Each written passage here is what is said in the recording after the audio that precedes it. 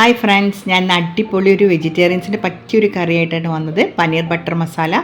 എല്ലാവരും ഒന്ന് ട്രൈ ചെയ്ത് നോക്കണം. വളരെ എളുപ്പമാണ് ഇത് ഉണ്ടാക്കാൻ, പക്ഷെ നല്ല ടേസ്റ്റുമാണ്. അപ്പോൾ നമുക്ക് ഇതെങ്ങനെ ഉണ്ടാക്കാമെന്ന് നമുക്കിതൊന്ന് നോക്കാം. ഒരു പാൻ അടുപ്പത്തേക്ക് വെച്ചിട്ടുണ്ട്. പാൻ നല്ലോണം ചൂടായി വരുമ്പോൾ ഒരു സ്പൂൺ ബട്ടർ ഇട്ട് അതൊന്ന് മെൽട്ടായതിന് ശേഷം ഒരു 1/4 സ്പൂൺ ജീരകവും ഒരു 1/4 സ്പൂണ് ഏലക്കയുടെ പൊടിയും കൂടി ഇടണം. ഒരു 4 ഏലക്കായ പൊടിച്ചത് മതി. അതും കൂടി ഇതിലേക്ക് ഇട്ടിട്ട് നല്ലോണം ഒന്ന് ചൂടായി എടുക്കണം. ചൂടായി വരുമ്പോഴേക്കും നമുക്കൊരു 8 അല്ലി വെളുത്തുള്ളിയും കൂടി ഇതിലേക്ക് ഞാൻ നൈസായിട്ട് അരിഞ്ഞിട്ട് അതും കൂടി ചേർത്ത് കൊടുക്കുന്നുണ്ട്. വെളുത്തുള്ളി ഒരുപാട് മൊരിഞ്ഞ് വരണ്ട, അതായത് നമുക്കൊന്ന് പച്ച സ്മെല്ല് മാറുന്നത് വരെ 2 സെക്കൻഡ് ഒന്ന് ചൂടായാൽ മതി. അപ്പോഴേക്കും നമുക്ക് പിന്നെ വേണ്ടത് സവാളയാണ്. 2 മീഡിയം സൈസിലുള്ള സവാള ഞാൻ കട്ട് ചെയ്ത് വെച്ചിട്ടുണ്ട്. അതൊന്ന് ചെറുതായിട്ടൊന്ന് നേർമയായിട്ട് അരിയണം, നൈസായിട്ട് അരിഞ്ഞാൽ നമുക്ക് പെട്ടെന്ന് വഴറ്റി കിട്ടും. അത് കട്ട് ചെയ്തിട്ട് അതും കൂടി ഇതിലേക്കിട്ട് ഒന്ന് ആ പച്ച സ്മെല്ലൊക്കെ മാറിയിട്ടൊന്ന് വാടി വരണം. ഒന്ന് വാടി വരുമ്പോഴേക്കും പിന്നെ നമുക്ക് വേണ്ടത് ഒരു തക്കാളിയാണ്. ഒരു തക്കാളിയും കൂടി അതിലേക്ക് ഞാൻ കട്ട് ചെയ്തിട്ട് കൊടുത്തിട്ടുണ്ട്. ആ കട്ട് ചെയ്ത് തക്കാളിയും കൂടി ഇട്ട് ഈ തക്കാളി ഉള്ളി എല്ലാം കൂടി ഒന്ന് വഴറ്റി വരുമ്പോൾ നമുക്ക് കുറച്ച് അണ്ടിപ്പരിപ്പ്, ഒരു 15ഓളം അണ്ടിപ്പരിപ്പ് ഞാൻ ഇതിലേക്ക് ഇട്ട് കൊടുക്കുന്നുണ്ട്. അപ്പോൾ അണ്ടിപ്പരിപ്പും കൂടി ഇതിലേക്ക് ഇടുന്നിട്ട് ഒന്ന് ജസ്റ്റ് ഒന്ന് ചൂടായി വരുമ്പോൾ ഒന്നും കൂടി ഒരു 2 സെക്കൻഡും കൂടി ഒന്ന് ഇളക്കി കൊടുക്കുക. അത് കഴിഞ്ഞ് നമുക്ക് നല്ലോണം അത് ഇളക്കി കൊടുത്തതിന് ശേഷം ഒരു 1/4 സ്പൂണ് മഞ്ഞൾപ്പൊടിയും കൂടി ഞാൻ ഇതിലേക്ക് ഇട്ട് കൊടുക്കുന്നുണ്ട്. മഞ്ഞൾപ്പൊടിയുടെ പച്ച സ്മെല്ലൊക്കെ മാറുന്നത് വരെ അതും കൂടി ഒന്ന് വഴറ്റിയെടുത്തതിന് ശേഷം നമുക്ക് അത് ഒന്ന് മിക്സിയിലിട്ട് അടിക്കണം. ഇതൊന്ന് പേസ്റ്റ് രൂപത്തിലാക്കണം. അത് കഴിഞ്ഞിട്ടാണ് നമുക്ക് അടുത്ത സ്റ്റെപ്പ് വരുന്നത്. അപ്പം ഒന്ന് നല്ലോണം പേസ്റ്റ് ചെയ്തെടുക്കാം. അത് പേസ്റ്റ് ചെയ്തെടുക്കുമ്പോഴേക്ക് നമുക്ക് ആ പാൻ തന്നെ ഒന്നും കൂടി അടുപ്പത്തേക്ക് വെക്കണം. ആ പാൻ തന്നെ ഞാൻ അടുപ്പത്തേക്ക് വെച്ച് കുറച്ചും കൂടി ബട്ടർ ഞാൻ അതിലേക്ക് ഇട്ട് കൊടുത്തിട്ട് ആ പനീർ നമുക്ക് എടുത്ത് വെച്ചിരിക്കുന്ന എത്ര ആണ് പനീർ അതിലേക്ക് ഇട്ടിട്ട് ഒന്ന് ജസ്റ്റ് ഒന്ന് ആ പനീർ ഒന്ന് ചൂടായിട്ട് വരണം. ആ ബട്ടറിൽ കിടന്നിട്ട് ഒന്ന് ചൂടായി വരണം. അപ്പം നമുക്ക് നല്ലോണം ഒന്ന് 2 സൈഡും ചൂടായി വന്നിട്ടുണ്ട്, നന്നായി ചൂടായിട്ടുണ്ട്. അപ്പം നമുക്കതൊന്ന് പാത്രത്തിലേക്ക് മാറ്റാം. ഇനി ആ പാനിൽ തന്നെ ആ ബാക്കിയുള്ള ബട്ടറിൽ നമ്മൾ പനീർ എടുത്തു വെച്ച ബട്ടറിൽ തന്നെ നമുക്ക് ഈ അരച്ച് വെച്ച പേസ്റ്റും കൂടി ഇതിലേക്ക് ഇട്ട് കൊടുത്തിട്ടുണ്ട്. എന്നിട്ട് നല്ലോണം ചൂടാക്കണം. ചൂടായി കഴിഞ്ഞാൽ ആ മിക്സിയിൽ ഞാൻ ലേശം കൂടി വെള്ളം ഒഴിച്ചിട്ട് അതും കൂടി ഇതിലേക്ക് ഒഴിച്ച് കൊടുക്കുന്നുണ്ട്. അപ്പോൾ കുറച്ചും കൂടി വെള്ളത്തിലാണ് ഇത് വരുന്നത്. അത് നന്നായി ഇതാക്കുമ്പോൾ പിന്നെ ഒന്നും കൂടി ഗ്രേവി ഒന്ന് കട്ടിയാവും.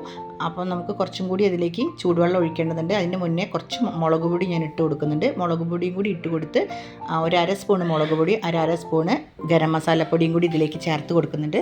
എന്നിട്ട് നന്നായി ഒന്ന് ചൂടാവണം. ചൂടായി കഴിഞ്ഞിട്ട് അതിലേക്ക് കുറച്ച് ചൂടുവെള്ളം, ഒരു 1/2 ഗ്ലാസ് ചൂടുവെള്ളം കൂടി ഒഴിച്ച് കൊടുക്കുന്നുണ്ട്. അപ്പോൾ അതിൻ്റെ തിക്നെസ് നോക്കിയിട്ട് നിങ്ങൾ വെള്ളം ഒഴിച്ചാൽ മതി. നമുക്ക് ഒന്ന് പനീറൊക്കെ ഇട്ടിട്ട് നമുക്ക് ചപ്പാത്തിക്ക് കഴിക്കാൻ പറ്റിയ ഒരു തിക്നെസ്സിൽ നിങ്ങൾ കുറച്ച് വെള്ളം ഒഴിക്കുക. ചൂടുവെള്ളമാണ് ഒഴിക്കേണ്ടത്. ആ ചൂടുവെള്ളം കൂടി ഒഴിച്ച് ഒന്ന് ഗ്രേവി ഒന്ന് ലൂസാക്കിയ ശേഷം നമുക്ക് ആവശ്യത്തിന് ഉപ്പിടാം. ആവശ്യത്തിന് ഉപ്പും കൂടി ഇട്ട് പിന്നെ കട്ട് ചെയ്ത് വെച്ച പച്ചമുളകാണ് ഇടുന്നത്. ഞാനൊരു 3 പച്ചമുളകാണ് ഇവിടെ ഇടുന്നത്. നിങ്ങൾക്ക് വേണേൽ ഒരു 5 പച്ചമുളകോളം ഇടാം. എരിവ് എന്ന് പറഞ്ഞാൽ നമുക്ക് ഈ പച്ചമുളകിൽ മാത്രമേ ഉള്ളൂ. അപ്പോൾ നിങ്ങൾക്ക് ആവശ്യത്തിന് പച്ചമുളക് ഇതിലേക്ക് ഇടാം. അതും കൂടി ചൂടായി വരുമ്പോൾ നമുക്ക് ഈ പനീർ ബട്ടറിൽ ഒന്ന് റോസ്റ്റ് ചെയ്ത പനീർ ഉണ്ടല്ലോ, അതും കൂടി ഇതിലേക്ക് ഞാൻ ഇട്ട് കൊടുക്കുന്നുണ്ട്.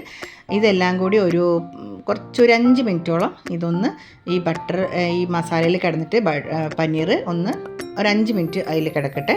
അപ്പോഴേക്കും നമുക്ക് ഇതൊന്ന് ചൂടായി വരുന്നുണ്ട്. ജസ്റ്റ് ഒന്ന് തിളച്ച് ഇങ്ങനെ വരുമ്പോൾ നമുക്ക് ഏകദേശം റെഡി ആയിട്ടുണ്ട്. തിളച്ച് വന്നിട്ട് ഗ്യാസ് ഒന്ന് സിമ്മിലാക്കിയിട്ട് പിന്നെ വേണ്ടത് നമുക്ക് നാളികേരത്തിൻ്റെ പാലാണ്.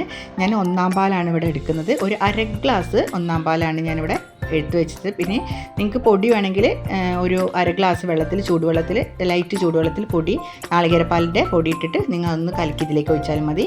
ഫ്രഷ് പാലാണ്.